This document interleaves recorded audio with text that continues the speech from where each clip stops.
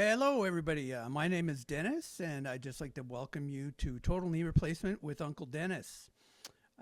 Firstly, I just want to start off by saying I'm not a medical practitioner. This is just me sharing my experiences of what I have been going through and what I will be continuing to go through during my knee replacement.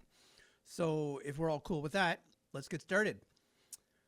So, I started to notice my knees really becoming a very problem with my mobility probably about 4 years ago. And I figured, well, I can just, kind of muscle through it, walk it off, so to speak, pun intended.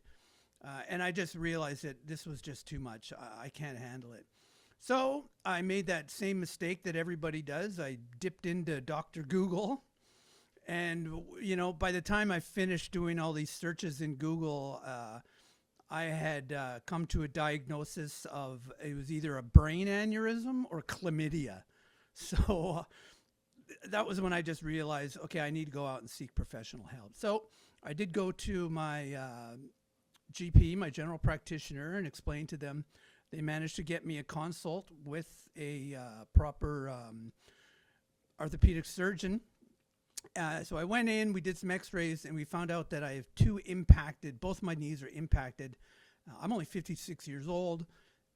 They did deduce that it was worthy for me to get my knees replaced and done. And what I'm going to be sharing with you over these next couple phases here is everything from how to prepare for your preoperative, what to expect during the operation stay, some of the challenges and the accomplishments that you're going to notice post-operative. We're going to talk a little bit about pain management and also just how to keep how to keep your morale up. It's that's one of the tougher ones, absolutely. So on that note, I'm going to sit down, take a little break here, and I will be back shortly with the first part with some notes. So please be patient. And if you like to, please like and share this with friends and family who are maybe going through the same process. And if you think it's worthy, that would be much appreciated. Thank you. Cheers. We'll talk soon. Bye.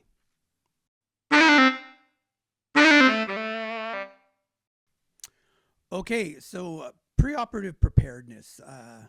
There's a few things, or actually there's quite a few things that you want to make sure that you prepare for, obviously, before you go in for the surgery. One thing, for example, around your house is you want to make sure that everything is baby-proofed. So, for example, if you have a precarious glass table that you could easily trip and fall onto, that's a no-no. You're going to want to make sure that that is clearly out of the way. Those kind of things. Check your fridge. Make sure that everything is pushed back against the shelf. So if you open up that fridge door and something falls on the ground, you're going to need your trusty old grabbers to be able to lift that thing up. And you're going to start finding that the sound of things falling on the ground just will start grinding your gears, man, because you're constantly dropping stuff. You really don't know what you don't know when you're going into this, and that's why I'm here, because explaining these things to you. Because when I first started doing some research on the preoperative, other than all the things that you get from your doctors, which is really, really helpful, they give you a list of medical aids and things like that you'll need. But there's just the odd little thing that you don't think about. Like, for example, I have made sure that all of my pathways to any direction I need to go are clear. There's no tripping hazards, nowhere I can stub my toe, nothing like that. I have 3-point contact everywhere that I need to go, even if I'm using my little push cane or whatever, I at least have 3-point contact in case I lose my balance. That's very, very important. I prepare meals. So I cooked a whole bunch of breakfast, lunches, and dinners, put them in Tupperware, put them in the freezer. I'm doing this alone. Well, I've got friends that are helping here and there, but they're not here every day to help me, that kind of thing. So I'm pretty much functioning by myself, except for going grocery shopping and that kind of thing. So the 3-point contact is very, very important. The pre-cooked meals are great. You can just go in, pop in the nuker for a couple minutes, bring it out, eat it quickly throw it in the dishwasher and you're all good. I live in a studio apartment, a very humble studio apartment here in Vancouver, British Columbia. So it's easy for me to get around. It's a small place. I don't have stairs or anything like that. If you have stairs in your house, try and keep everything to one limit on one floor, because those first 3 weeks are really challenging. And, you know, the least chance that you have of biffing it, the better. Because if you fall and you have nobody there to help you, getting up would be a struggle. Luckily, knock on wood, I haven't biffed yet. So let's just keep it at that. Another thing that I did was I set up a little home gym, which is very easy and convenient for me to get to. I've got one of those Peloton bikes. I put down a yoga mat, and then also just a chair to do chair exercises and chair yogas. So that has really, really helped in or setting that up for my pre-op, because there's no way in hell I would have been able to set all that up after my surgery. Your mobility is down. And then amongst all of the, the medical aids and things like that your doctors, they'll give you handouts to recommend for you to grab and things like that. But the one lifesaver of all time, and I'm going to bring out my little fring here. Say hello to my little fring. The mighty piss bottle, ladies and gentlemen. The mighty piss bottle. You have no idea how much time, effort, and comfort that saves you. In the middle of the night, you have to whiz. The last thing you want to do is drag those achy, sore, solderized muscles up. Drag yourself to the bathroom and have a whiz. So the old safety pee bottle is the way to go. Okay, so on that note, I'm going to let you go just for a couple seconds here again. Once again, please, if you have anybody who this could benefit from, please like and share with them. And I hope to speak to you very shortly. Take care.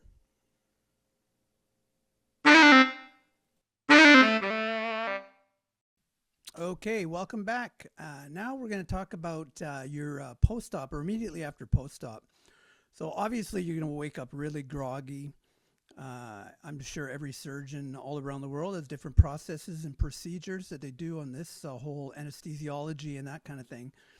But be forewarned, at least for me, when I came out, I was so groggy. If Sister Agnes was there, she'd be warming up that leather strap just to give me a good licking, man. So I came up pretty groggy, pretty offensive, but that wears off really quick, and then you're bright and bushy-eyed, wide awake.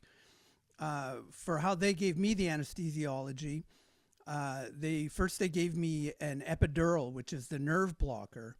So they put a needle into your spine, and within a minute to 2 minutes, you can't move your legs, you can't feel anything. So for anybody here who's listening and watching who hasn't had an epidural before, it's very, very weird because it takes a long time for it to wear off. So you just lay there and you can't move your legs, you can't move your feet or anything like that.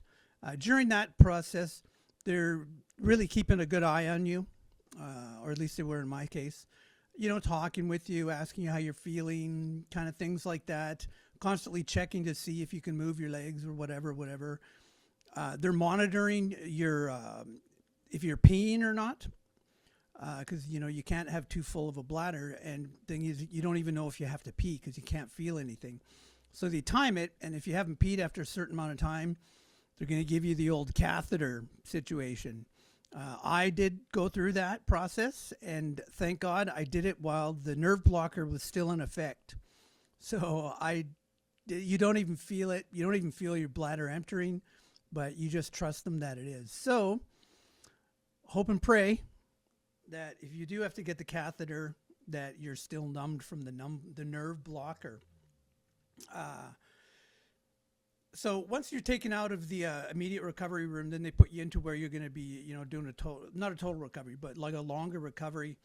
This is when you can start looking down and checking out on your knee and things like that. And it looks pretty scary when you look down there for the first time. But don't worry, because it doesn't stay like that. After you get I got staples and stitches, but I'm sure every surgeon does it differently. When I first looked at it, I was like, oh my God, I look like Frankenstein, you know? But I got the staples taken out probably about 10 days later.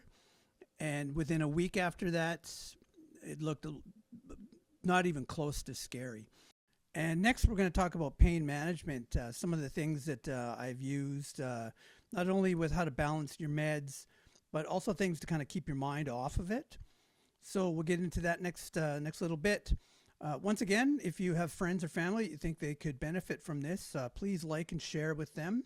And I look forward to talking to you again. Cheers. Bye.